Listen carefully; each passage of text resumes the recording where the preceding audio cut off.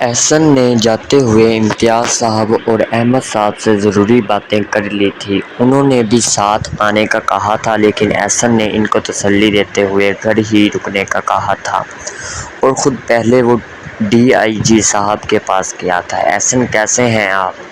انہوں نے مصافحہ کرتے ہوئے حال چال پوچھا تو وہ زیر لب مسکرایا۔ آپ تو جانتے ہیں کہ میری مسز کس حالت میں ہیں، ایسے میں کس حال میں ہو سکتا ہوں۔ انہوں نے اس کے کندھے پر ہاتھ رکھا۔ بے فکر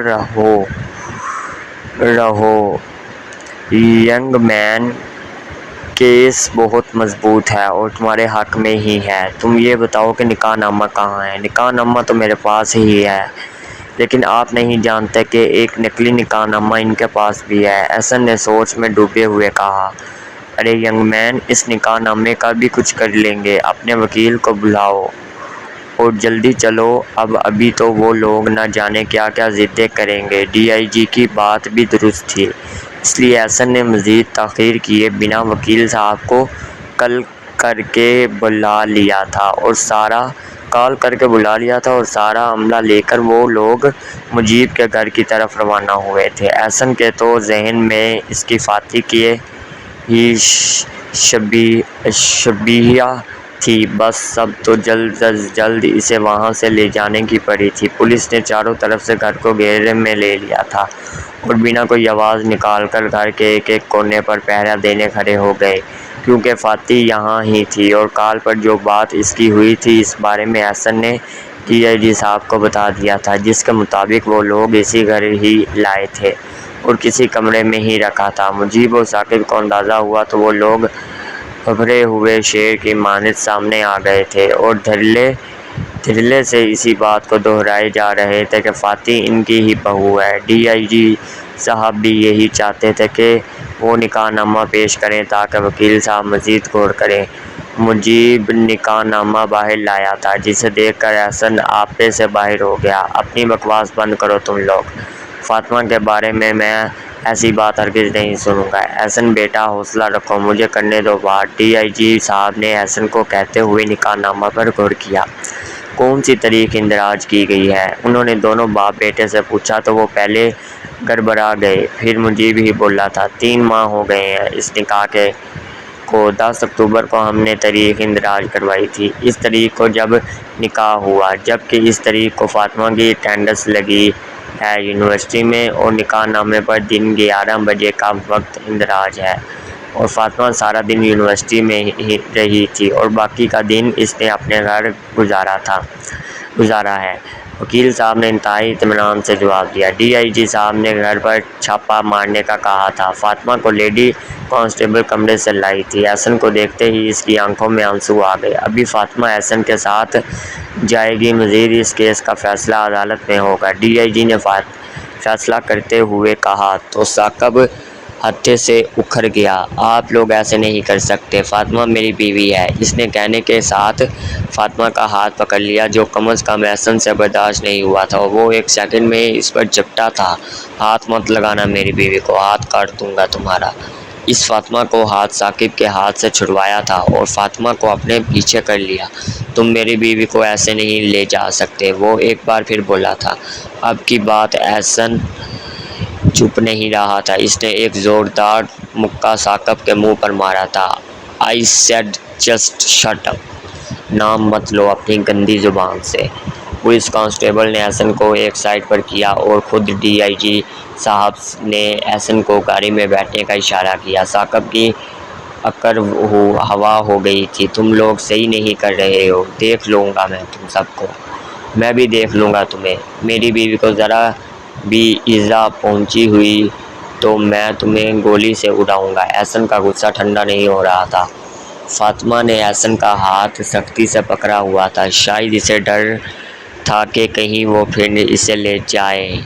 فاتح تم ٹھیک ہو نا؟ احسن نے فاطمہ کے کندھے سے پکڑتے ہوئے گاڑی میں بٹھایا۔ اس نے اس بات میں سر ہلایا تھا، وہ اب بھی شدید ڈر کے حصار میں تھی۔ احسن ابھی اپنی گاڑی میں تھا، باقی پولیس اور ڈی آئی جی صاحب اپنی گاڑیوں میں تھے۔ احسن کی گاڑی گاڑیوں کے درمیان تھی تاکہ ان لوگوں کی تحفظ سے گھر پہنچایا جائے۔ فاتح ڈرو نا، میں ساتھ ہوں تمہارے۔ احسن तसल्ली देते हुए इसके दुपट्टे को इसके इर्द गिर्द सही किया था और इसके हाथ पकड़कर अपनी मुट्ठी में दबाया और तसल्ली दी। मैं इन लोगों को नहीं छोड़ूंगा। पहले मैं हया करता था कि अपने रिश्तेदार ही हैं, लेकिन अब नहीं, मैं बर्दाश्त नहीं करूंगा। अब इस बेगैरत ने तुम्हें हाथ भी क्यों लगाया? एहसन इस कदर गुस्से में था कि फातिमा इसके गुस्से से डर गई थी और ये बात एहसन ने फेल कर ली। यार तुम तो मुझसे ना डरो, इन खंजीरों को मैं इनकी औकात दिखाऊंगा। ज़रूर, तुम रिलैक्स रहो, घर भी जाना है वरना फूफो तुम्हें देखकर मज़ीद परेशान होंगी। मम्मा कैसी हैं? वो जब से गाड़ी में बैठी थी सिर्फ अब बोली। सब परेशान तो हुए ही थी, ज़ाहिरी बात है, लेकिन फूफो माँ है वो तो कुछ ज़्यादा ही थी, लेकिन अब तुम आ गई हो ना, वो भी बिल्कुल ठीक हो जाएंगे। मम्मा को कुछ हुआ तो नहीं ना? इसने परेशानी में एहसन के हाथ को दोनों हाथों से पकड़ा और सवाल किया था। नहीं नहीं नहीं यार, अल्लाह का शुक्र है, तुम परेशान ना हो, इसने फातिमा की तरफ देखते हुए कहा और फिर कुछ याद आने पर ज़रा शरारत से पूछने लगा। मेरी याद नहीं आई ज़रा भी? इसने तो लबों पर मुस्कुराहट लाते हुए पूछा था, लेकिन फातिमा इस बात पर रोने लग गई थी और एहसन के कंधे पर सर रख दिया। वो तो इससे ये सब एक्सेप्ट नहीं कर रहा था, लेकिन फिर इसने फातिमा के आंसू अपने एक हाथ से साफ़ किए, क्योंकि एक हाथ से वो ड्राइविंग कर रहा था। क्या यार, फिर रोने लग गई हो? मेरे सवाल का ये जवाब हरगिज़ नहीं है। अब तुम गाड़ी में ऐसे करोगी तो मेरे इख्तियार में नहीं रहेगा। कुछ और पुलिस की गाड़ियाँ भी इर्द गिर्द हैं, वो लोग क्या सोचेंगे कि मैं कितना जन मुरीद हूँ। एहसन की ये बात सुनकर फातिमा के गाल सुर्ख हो गए थे, जबकि इसने सर नीचे करके अपने लब चबाना शुरू कर दिया। एहसन इसकी एक एक हरकत को नोट कर रहा था और इस पे फिदा हो रहा था। शुक्र था कि वो इसे ले आया, वरना फिर शायद एहसन से मज़ीद एक रात भी काटना मुश्किल होती। वो लोग पुलिस की गाड़ियों के साथ ही घर में दाखिल हुए थे।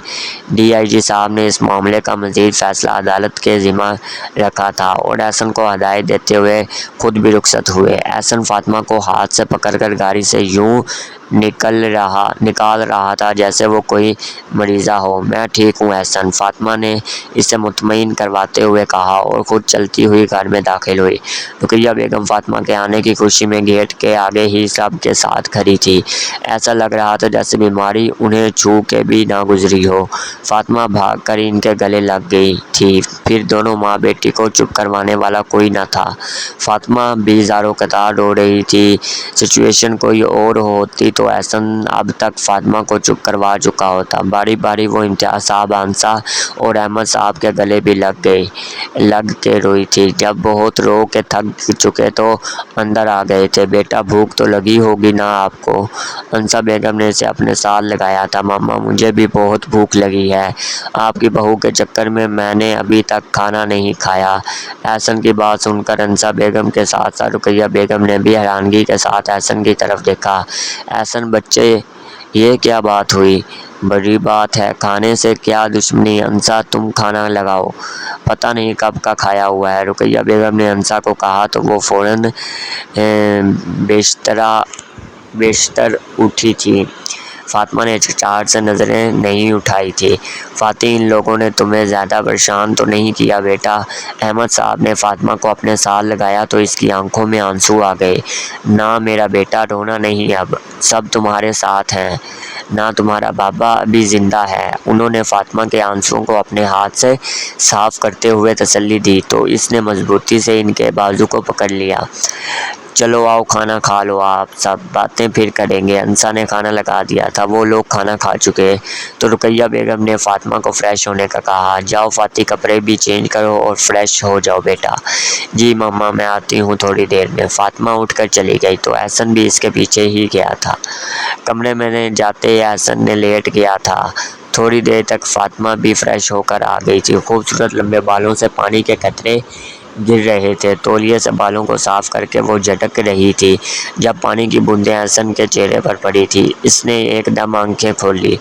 अब वो शीशे के आगे खड़ी थी। एहसन के लबों पर दिलकश मुस्कुराहट थी। अब वो उठ चुका था, लिहाजा दोबारा सोना बेकार था।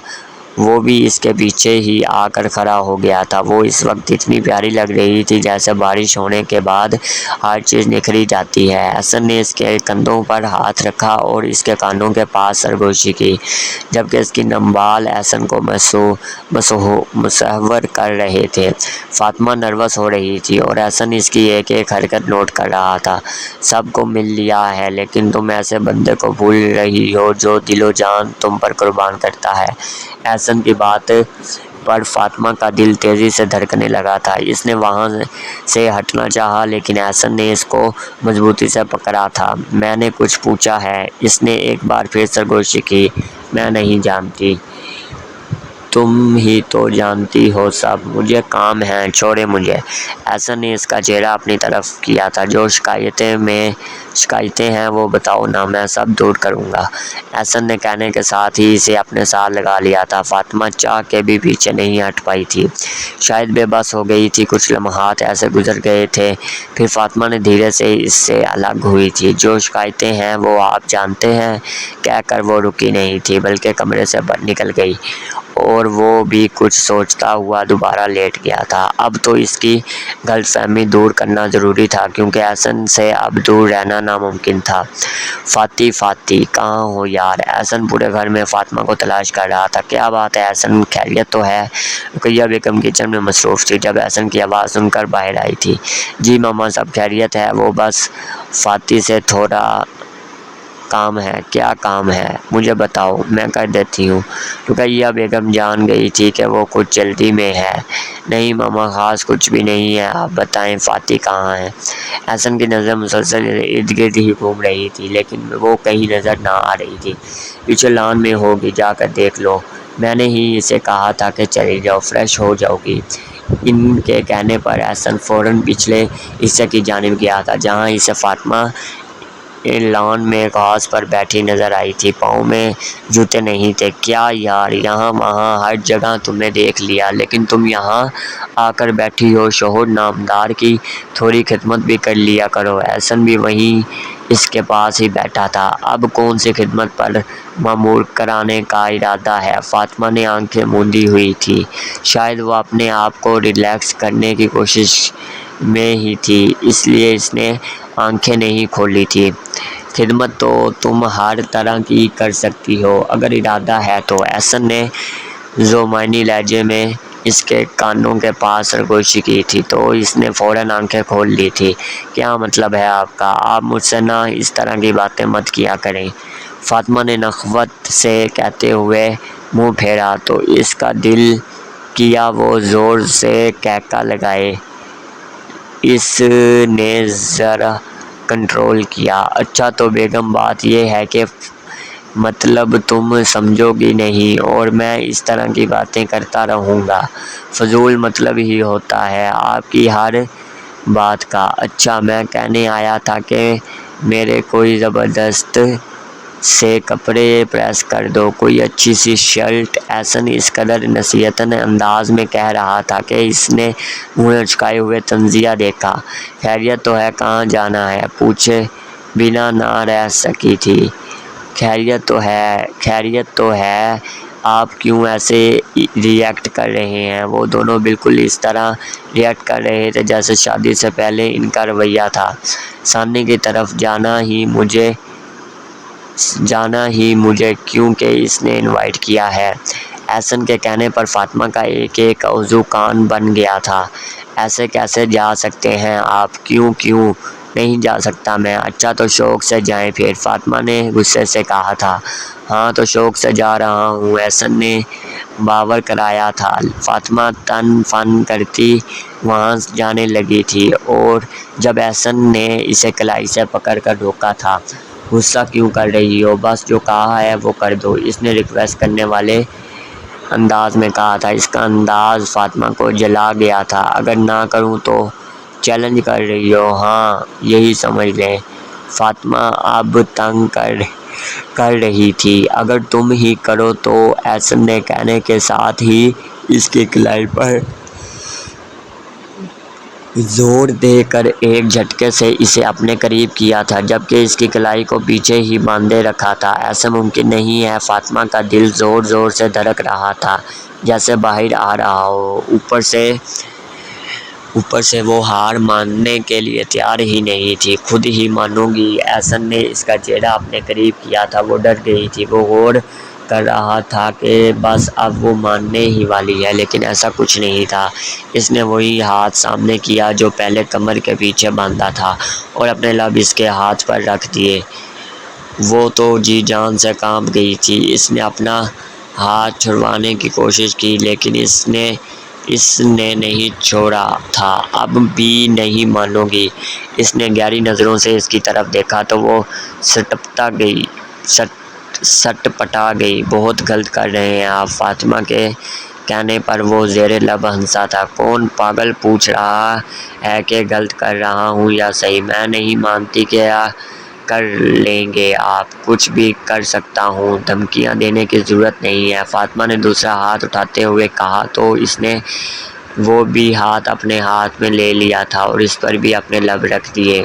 پاگل تھا وہ بالکل۔ فاطمہ اس سے بڑھ کر پاگل تھی۔ احسن نے دونوں ہاتھوں میں اس کا چہرہ لیا تھا۔ اس کی نظروں کا فوکس اب کہیں اور ہی تھا۔ اب کی بار وہ بالکل اپنے خواصوں میں نظر آئیں گے۔ اس کا تسلسل توڑنے پر احسن نے فاطمہ کو بہت ہی عجیب نظروں سے دیکھا، جس پر وہ شرمندہ سی ہو گئی تھی۔